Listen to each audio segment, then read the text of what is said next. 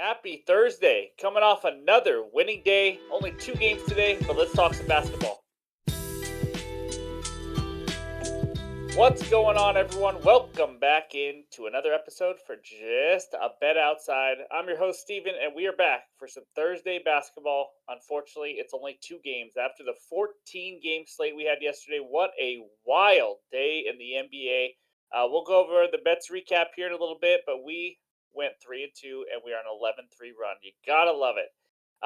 We had a lot of great name ideas for that Shooters on Fire, so we're gonna go through all those names and we'll release it in a video, maybe our top three, and have you guys vote on it. But thanks for participating. That was a lot of fun. You guys crushed it, that's for sure. Welcome in all the new subscribers. We got almost 200 new subscribers since last video. Cannot thank you enough, but welcome aboard. We do baseball, basketball, and football. We grind it every day, so this is a lot of fun. Thank you guys for joining us. Thank you for everyone commenting and liking to help make that happen. So that's what we got.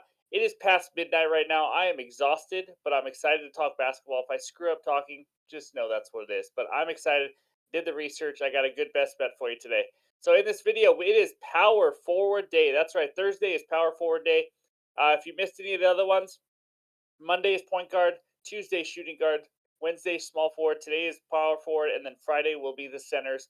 You'll know what I mean by that in a second, but it is to help you with your betting research. And then we're going to talk a little Milwaukee Bucks, Indiana Pacers, and then Atlanta Hawks and Orlando Magic coming to you from Mexico City. That's right. And then we'll get, of course, that bets recap at the end of the video. So before we dive in, keep hitting that like button, comment below, even if it's just to say hi, what your daily plans are, whatever you want to say. It really helps this channel out. And subscribe if you are new to the channel. We appreciate all of you. Any added plays will be in the pinned comments below, just so you know. And I'm ready to go. Let's get into it. And it starts with the bets recap. There it is, guys. 5 total bets from Wednesday, November 8th. Pacers, Knicks, Bucks moneyline parlay was a winner again. Pacers easy win, Knicks easy win, Bucks holy freaking crap. Giannis got ejected. They had a 10-point lead at halftime, fell behind, and they needed a comeback in the last few minutes. I didn't watch the exact. I was just falling on my phone, putting the kids to bed. But holy cow! Thank you, Dame. Thank you, Bucks, for finally coming through. You're about to be on my ban list, that's for sure. SGA over 10.5 rebounds and assists. It took him a little longer than I wanted, but he finally got it done. I don't know how many he ended with, 12, 13, maybe 14, but he came through for us.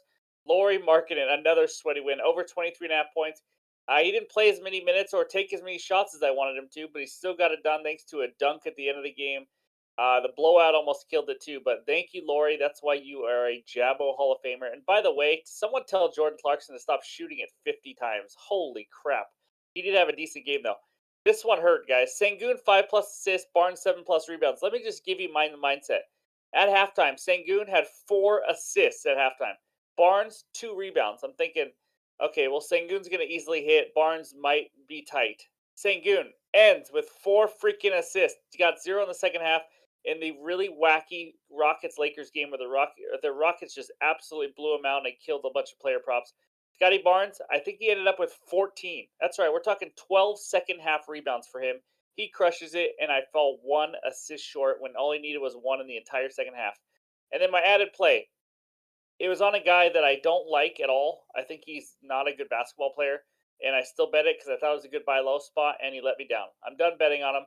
Jordan Poole sucks, and he sucks some more. That was a loss. Anyways, 3-2 day.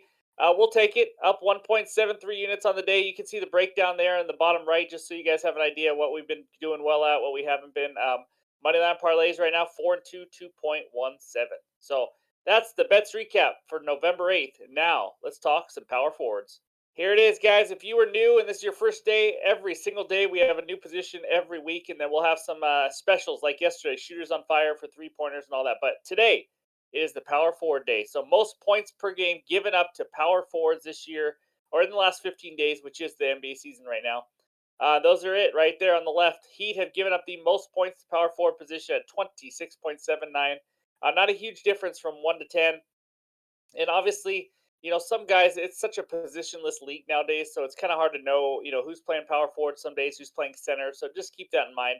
But those are the defenses giving up the most points. And then on the right are the top 10 power forwards scoring the most points per game in the last 15 days. If you think some guy should be on here and he's not, maybe check the small forward list because he might be listed under that. So, but Kyle Kuzma, 25 points per game. He had a day yesterday, that's for sure. Then we got LeBron, Giannis, Jeremy Grant, Jaren Jackson, Zion, all these guys. Not a ton of surprises. Tobias Harris might be a surprise, averaging 19.3, and then obviously Boncaro, the second-year stud in Orlando, averaging 18.1. So that's the points per game. Let's move to the next slide. This is a little rebound action for the power forwards.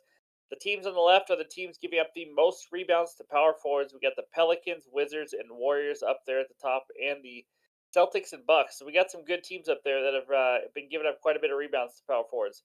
And then on the right side, the power forwards scoring or having the most rebounds per game in the last 15 days.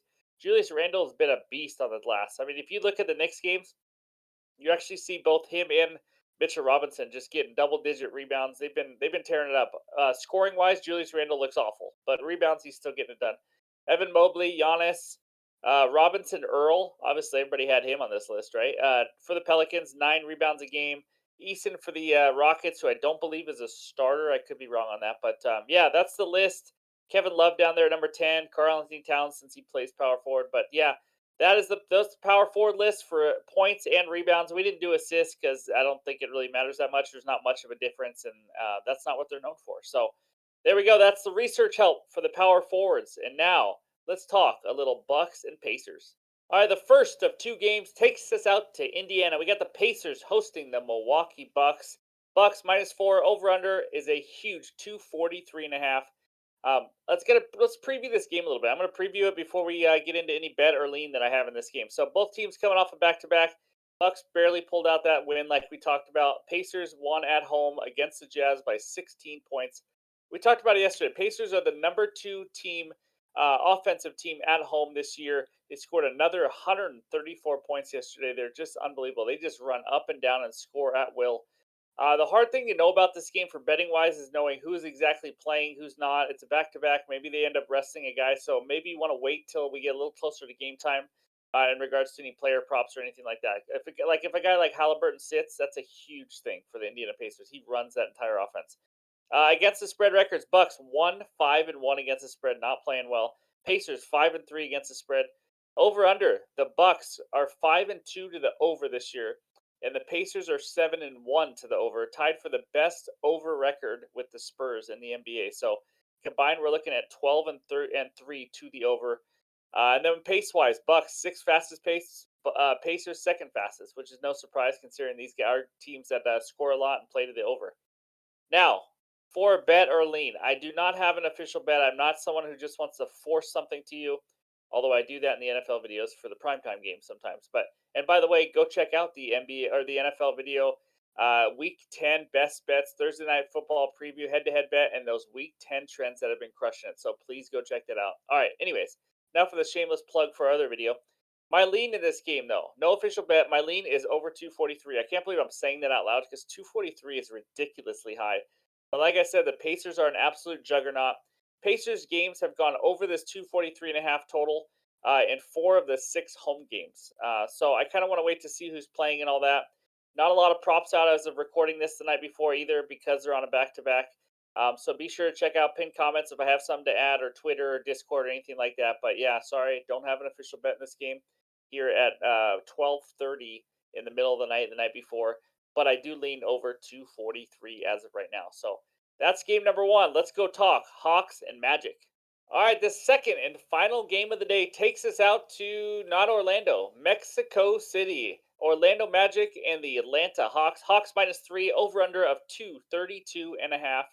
Only big injury in this game, I think, is Markel Fultz is questionable. He's been itching to get back, but Hawks are pretty healthy right now.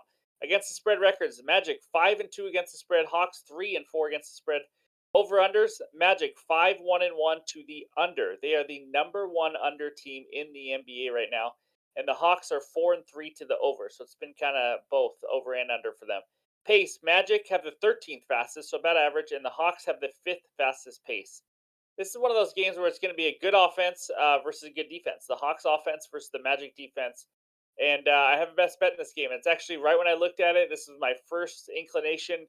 I was sorry, excuse me, losing my voice here. It's the Magic +3. It's my best bet. I just don't understand why this line is like it is. I think the Magic are even a little bit better of an all-around team than the Atlanta Hawks. So I think they're getting too much respect. The Trey Young and all that, they're just getting too much respect on this line. I think it should be even. Pick 'em game. Um, the Magic much better defensively. I mean, they're like a top six, I think it is, defensive rating type team. They're physical. They like to play in the paint. I don't think the Hawks can keep up with that. As long as the Magic can stop the Hawks from just running up and down, controlling the pace, scoring in the fast break a lot, then I like the Magic's chances when it comes to more half court offense and things like that. I like how Bancaro and Wagner are both playing long, athletic guys. I think they can get to the rim and score here. So I just don't understand. I think the Magic win this game. I'm going to be honest with you. So give me the Magic +3 just to be safe at -110 as my best bet. And now let's check out that very lengthy bets recap page. There it is. Short, simple. Magic +3. Get it done in Mexico City, boys. -110 on DraftKings. My only lean over 243.5, Milwaukee, Indiana. I have not placed this bet yet. I am not guaranteed to place it. We're going to see what happens tomorrow, see if there's anybody resting or anything like that, see what props come out. I might have a half unit play, may not have a play in the game. We will see. But that's all I got for November 9th. Two games. That's it. We're going to be back at it for Friday. We got a lot more games to get after. Again, NFL Week 10 best bets, Thursday Night Football preview and best bet video is out now. Please go check it out. Support the channel. I feel a winning week coming on for NFL this weekend as well. So thank you guys. I appreciate all the support. We'll talk to you soon.